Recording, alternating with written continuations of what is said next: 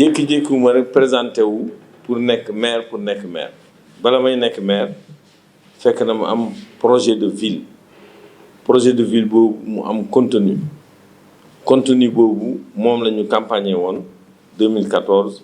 ba yàlla def population yi jox ñu seen baat bi ñu ko joxee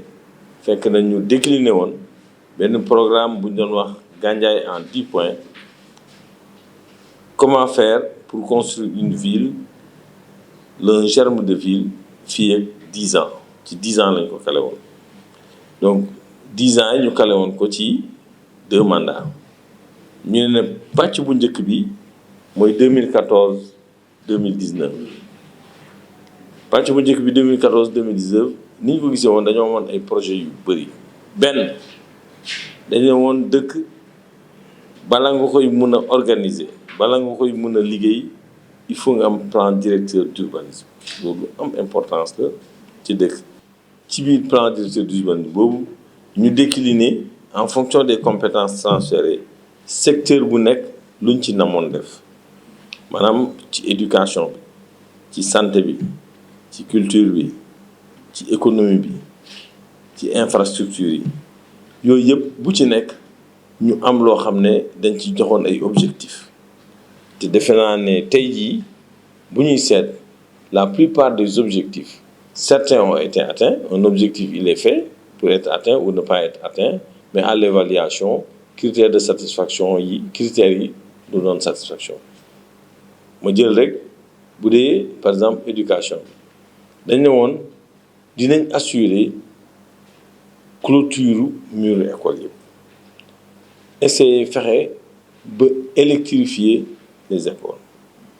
fexe ba nga xam ne la carte scolaire dinañ ko améliorer ba nga xam ne du point de vue des subventions yi ñuy jox éducation dinañ ko gën a yokk bu dee clôture école yi clôture nañ école yëpp benn lañ fi fekkoon mu am clôture xam nga ñaar yeneen ci des yëpp clôture nañ ko clôture nañ Ngaraaf clôture nañ Gandiaye 2 clôture nañ Cupaan clôture nañ Gandiaye 3 donc loolu c'est un pari qui est gagné créé nañ aussi école bu bees boo xam ne ça permet de décongestionner Gandiaye 3 école bu ñuy def crayon blanc on a démarré par un abri provisoire ñu diree mais nit ki loo tàmbaliwul rek du sotti tey jii nii c'est une école qui a au moins 4 ou 5 classes et la fierté du quartier ndax loolu sax c'est un modèle de participation citoyenne ndax école bi ñun mairie bi moo ko créé def démarche yi mais population yi ñoo tabax classe yi fa nekk benn ONG moo ñëw ko ñëw un natif du quartier ñëw tabax 2 classes les fonctionnaires du quartier ñëw tabax beneen classe ainsi de suite donc mu nekk une saine émulation entre les populations tey jii nii rek mairie bi voté na budget pour clôturer ko pour mu nekk effectivement une école boo xam ne une école digne de son nom donc sur le plan de l'éducation voilà la subvention qu'on donne aussi ubbi tey jàng tey bi dañ ko réussir dañ ko lancer ba léegi dañ ko réussir parce que subvention bi nga xam ne moom la ñu war a jox école yi c'est toujours disponible avant l'ouverture des classes ñu def suñu participation aujourd'hui la subvention est montée presque à 7 millions on veut à chaque année balaa école di ubbi ñu assurer à chaque écolier Gandiaye un minimum boo xam ne ça te permet d'aller à l'école am 3 cahiers am benn bic am lii am ak tout le benn kit scolaire boo xam ne ça te permet dès le premier jour nga jàng loolu aussi on l'a réussi sur le plan aussi de l'éducation c'est-à-dire de l'enseignement supérieur qui n'est pas une compétence transférée nous continuons aussi à accorder une subvention à l'ensemble des étudiants cette subvention est de 4 millions qui nous permet de payer moom daf ñuy permettre ñu fay appartement étudiants yi nekk feneen yi nekk Dakar jox subvention étudiant Saint-Louis étudiant Bambey yi ak je crois étudiant Thiès sur l'éducation environnementale aussi ñu ngi ciy góorgóorlu di encadrer les clubs environnement yi nga xam ne ñu ngi am ci dëkk bi pour inculquer dès le bas âge aux enfants cette culture de l'environnement parce que environnement dafa nekk défi parce que comme ñun dañoo wax ni ville durable lañu loolu défi la suñu donc voilà un peu en matière d'éducation li nga xam ne def nañ ko réussir nañ ko muy de grands pas au niveau de la commune et puis collaboration bi ñuy def ak CODEC bi aussi c'est une collaboration très franche di jàppante pour que l'école de Gandiaye soit une école de qualité am nañ ci satisfaction nag parce que vraiment au niveau département toujours on a un peu si on n'est pas premier on est deuxième au plan des résultats loolu ñu koy sant yàlla.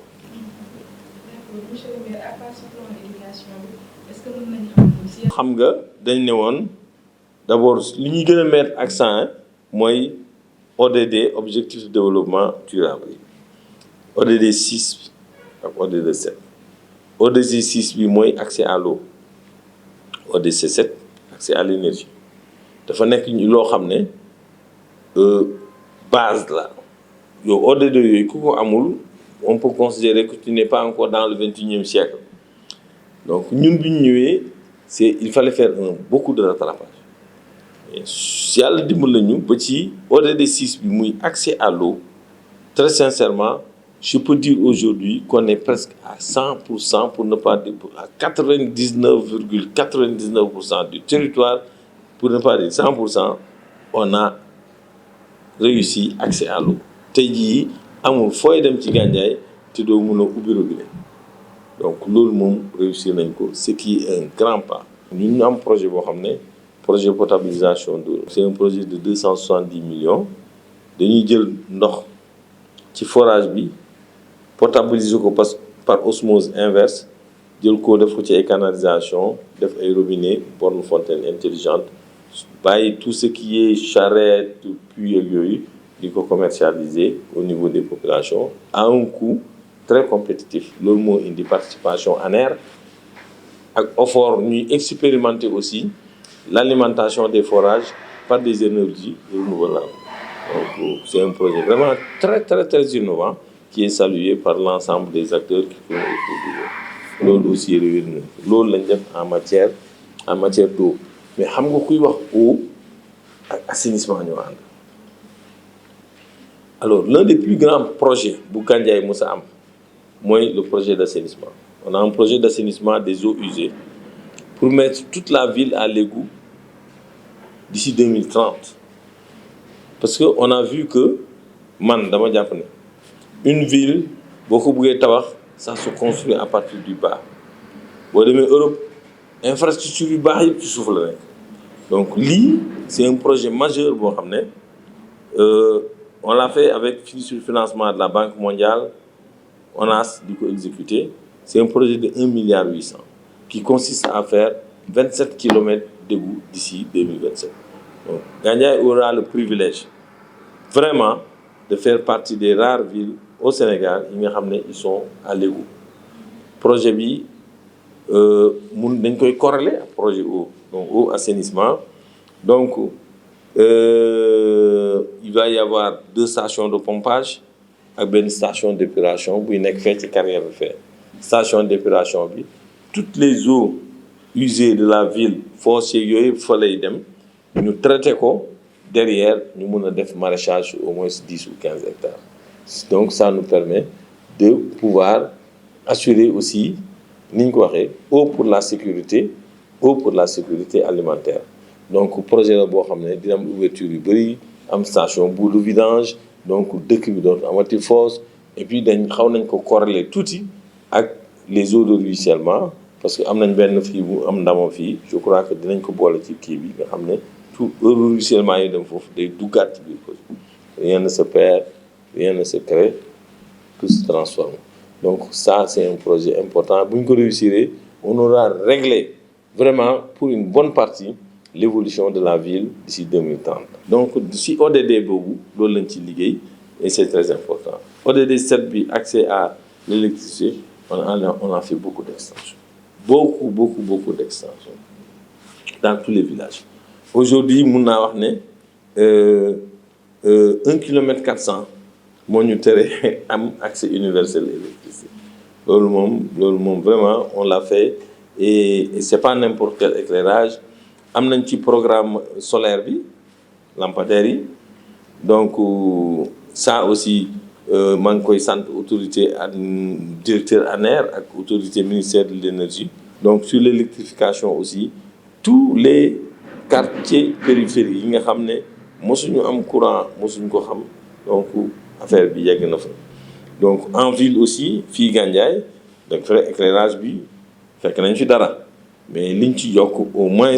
au minimum on doit avoir fait bëgguma wax lu ma xamul parce que programme yi dañoo bëri mais on doit être dans les 15 kilomètres d'extension au niveau de la ville bon léegi nag dina am des fois de temps en temps problème lampe bii dafa fay lampe bi dafa fay mais tout ça on est en train de voir parce que mairie parce que bu njëkk ba bi ñuy door a ñëw bu ñu jëndoon ay 100 ampoules 125 ampoules on day doy mais tey jii nii avec l'extension suñu jëndee 300 ampoules du doy voilà liggéey bi ñu def foofu vraiment en matière pour mettre à l'aise la ville on veut faire une ville lumière te dëkk bi vraiment ku fi dugg xam ne lii priorité la ba dama lay wax rek population yi bu njëkk ba bu ñu xëyee dañuy takk seen charrette ñëw indi seen portable fii branché ko ba ngoon jot ñu dem defe naa ne loolu léegi weesu na sunu ginnaaw la nekk parce que loolu moom mooy assurer mooy fexe mooy tax ba nit ne bokk naa ci àdduna bi léegi xëy ubbi sa robinet c'est un geste banal pour koo xam ne dafa juddoo ci biir juddoo ci loolu taal sa lampe mu kii mais bu njëkk ba ñii doon jàngee ci ay sondeel ñii di dem di rooti à dóor daan di def ay kilomètres de ñooñu xam nañ vraiment que ni loolu ñoom ñu ngi ci 21e siècle bi et que léegi ils sont dans la génération du clic foo toll def sa internet def sa kii brancher sa portable taal sa télé seetaan sa lii seetaan sa lii seetaan donc voilà nga mën a bokk ci monde bi ça c'était vraiment loo xam ne minimum bi nga xam ne mënoon nañ ko def donc loolu bokk na ci réalisation yi fekk nañ fi aussi beneen projet de ramassage des déchets système de ramassage des ordures par charrette ñu ngi ko doon wax ROC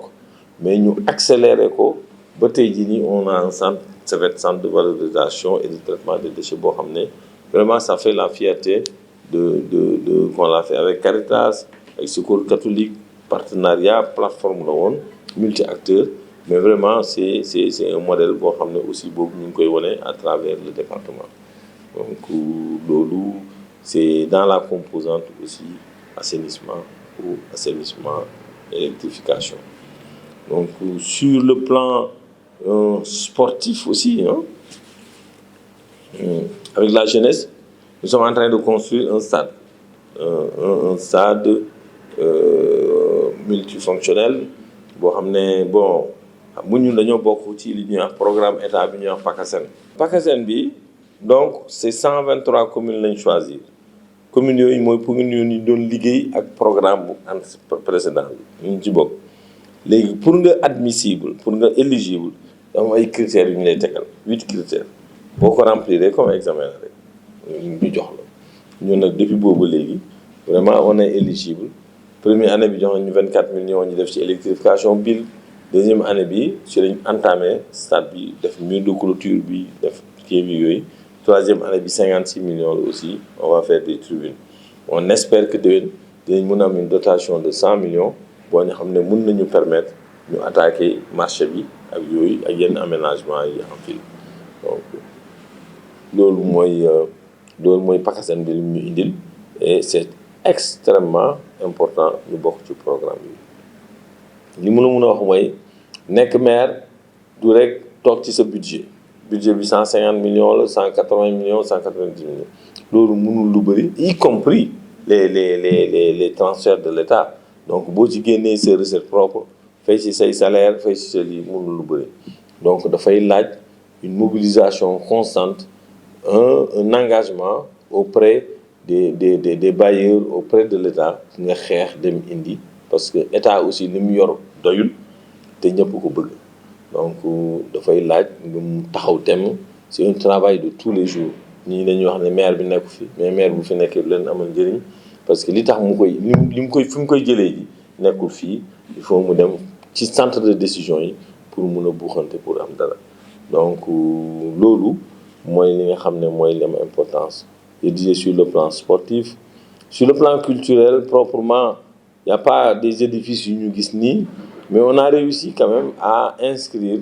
benn événement boo xam ne bu am importance la si Gandiaye muy Miss bi ñuy def Miss événement traditionnel boo xam ne dañu ko def léegi dugal nañ ko sur le patrimoine immatériel du Sénégal donc on est bokk na ci agenda culturel national ça aussi c'est très important. En matière d'infrastructure on va faire la première route bitumée de Gandiaye 1,7 km avec Promoville ça aussi programme bu ñu xeex la ba am ko Promoville doo ko gis ci ville secondaire yu bëri donc c'est dans les grandes villes de Promoville nekk mais fexe nañ ba am ci 1,7 km boo xam ne vraiment c'est la première pénétrante pour la ville et loolu moom mooy début plan d'urbanisation bi nga xam ne moom lañ am dina ñëw ci perspective yi li nga xam ne dañoo bëgg que la ville soit quadrillée donc aussi bien en termes de bitume qu'en termes de pavage programme boobu nag moom mooy nga xam ne moom mooy la deuxième phase ci suñu deuxième mandature donc voilà en matière d'infrastructure ce qui a été fait donc sur les autres aspects aussi sur la santé bi ñu ñëw fekk nañ fi un centre de santé bu ñu doon tabax depuis 2007 je crois mu arrêté woon yàgg na nit ñi dañ ci découragé woon sax bon ñu xeex dugaat avec l'agence judiciaire de l'État fexe ak ministère de la santé bu ñu reprendre ko donc c'est un centre de santé bu naan ne centre de référence parce que c'est un centre de santé de 1 milliard à peu près le budget je crois tourne autour de 980 millions donc xam nga loolu du caaxaan donc ils l'ont repris et 1 milliard mettons léegi les travaux bu nekkuloon Covid bi kon heure bi pare na ba fonctionnel donc mais Covid moo tax aujourd'hui mun ngeen ko visiter sax les travaux sont prêts à peu près à 70% parce que polyclinique bi ak maternité bi dañ ne woon sax mun na pare avant 31 décembre donc muy nekk loo xam ne nag lu am importance la dans la carte sanitaire waxuma la du l'arrondissement mais du département parce que département bi yëpp dañuy bugg ñëw di fréquenter centre de santé bi parce que déjà suñu poste de santé nous on est 15 000 habitants mais poste de santé bi ça polarise 23 000 habitants c'est-à-dire du Gandiaye rek mais Gandiaye et environ la te aussi tey jii nii poste de santé bi am na ay performances yoo xam ne daanaka mën nañ ko assimiler en centre de santé parce que on a 3 sages-femmes on a 4 infirmières on a comme centre de santé la ñuy fonctionner quoi on est aussi un centre de référence parce que léegi dañuy référer ay nit mën nañu référer nit kaw la sax ñoo indi la Gandiaye donc loolu ci li ñuy liggéey à travers le comité de développement sanitaire bi nga xam ne le maire et le président mooy la dernière réforme sanitaire bi ñu def donc vraiment sur le plan sanitaire machallah on a eu quelques soucis nag dans les années 2016-2017 mais aujourd'hui vraiment boo demee ci poste de santé bi yi nga xam ne vraiment on a tous les équipements qu'il faut am nañ sax ba am autoclave et on a déménagé ci centre socio-éducatif bi parce que l'autre fi ñu ko nekk dafa màggetoon defar nañ ko léegi dañ ci am ñaari projet ñaari mëbët benn bi parce que dañoo bëgg a wut radiologie ak analyse parce que ñiy jóge fii di dem di defee analyse 6 000 francs nga bëgg a fay 2 000 francs transport et tout je crois que bu ñu ko defee dina gën a mën a soulager population yi voilà de quelques secteurs clés yoo xam ne on a fait des efforts mais le plus important c'est que on a un projet de faire dañu bëgg def zone industrielle liggéey nañ ci ak APROSI agence pour la promotion des sites industriels ba nga xam ne projet bi avancé na léegi li ci des mooy wut ay industries yoo xam ne dañuy ñëw installé ku nekk xam na ne une zone industrielle dans une ville moom mooy booster le développement de la localité et ça permettra au budget de la ville de connaître un bon fulgurant ba pare day permettre dëkk bi aussi am koom-koom à travers des emplois qui sont créés à travers aussi parce que dañoo bëgg d'abord priorité bi dañ ko jox à la transformation des produits du cru donc vraiment ñu ngi am ay négociations on a même un projet de faire de la biomasse un projet très important boo xam ne loolu yëpp dañ ko bëgg a loger zone industrielle bi yooyu nag mooy li nga xam ne mooy li nga projet yi nga xam ne dañ ko war a achever te zone industrielle bu taxawee incha allah defe naa ne koom-koom ci biir département bi kenn du ko ëppale Gandiaye. En matière d'agriculture et de pêche aussi on a un projet de 2 projets am na benn ferme bu ñu fi fekkoon qui était délabré donc reprendre nañ ko ak ANIDA pour ay béy la woon nous on va faire de l'élevage avec des ak ay nag yoo xam ne dinañ leen mën a am dinañ ci mën a employer ay xale def ci leneen lu bëri. am nañ à côté aussi benn bassin piscicole pour def pisciculture napp ay jën ak yooyu dañ ko defoon ak papage projet bi jeex mais nous on l'a repris et je crois que loolu aussi mun na créer emploi te loolu dafa xew léegi donc au moment où suñu géej gi amatul ndox on se retourne ci ay bassins piscicoles pour mën a permettre aux populations ñu accéder à du poisson frais. Donc voilà, j'en oublie un peu. Même pour revenir sur le domaine de l'éducation, on a un centre, une école un daara moderne te am nañ beneen daara préscolaire boo xam ne sax ñu ngi koy def pour te dire que le truc est varié quoi. Voilà un peu, si j'en oublie un peu, je n'ai pas le truc, mais les réalisations sont nombreuses, visibles, ne pas visibles, sans fàtte aussi aspect social bi parce que aussi nit ñi aussi ni nga jàppalante ak ñoom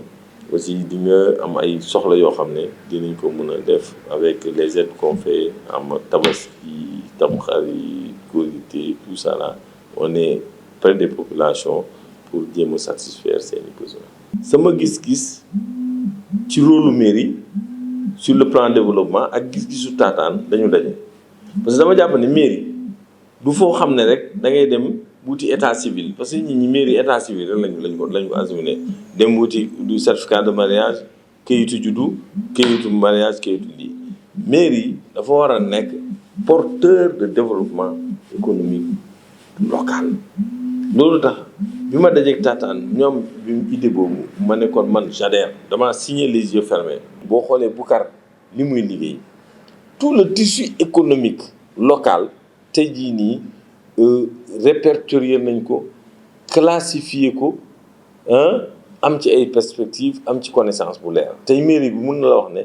tant de groupement ñoo fi am këyit tant de groupement ñoo amul këyit tant de groupement ñoo spécialisé wu ci transformation céréalière ak lii xam nga déjà boo demee boo répertorier léegi rek am nga vision ci dëkk bi fi nga war a laal pour pousse ko mu dem donc bureau économique foofu la amee importance. ba pare suñu JDED yi nos jeunes développeurs économiques nga xam ne yéen leen formé ñu ngi commencé dugg ci dëkk bi di def liggéey bi mucc ayib tey jii nii mun nañ wax ne taxaw nañ tey investisseur bu ñëw tey jii nii Gandiaye xam nañu fi ñu lay orienté. man dama ci compter bu baax et di leen ci remercier ci collaboration bi évidemment poursuivre ça c'est clair parce que am nañ ay perspectives yu bëri yi ñu war a def bëri na par exemple dans le cadre de la zone industrielle le bureau économique local sera au cœur parce que bu ñu defee zone industrielle bi ñëw y a une société de gestion du domaine industriel de Gandiaye et ce sera porté par le bureau économique local.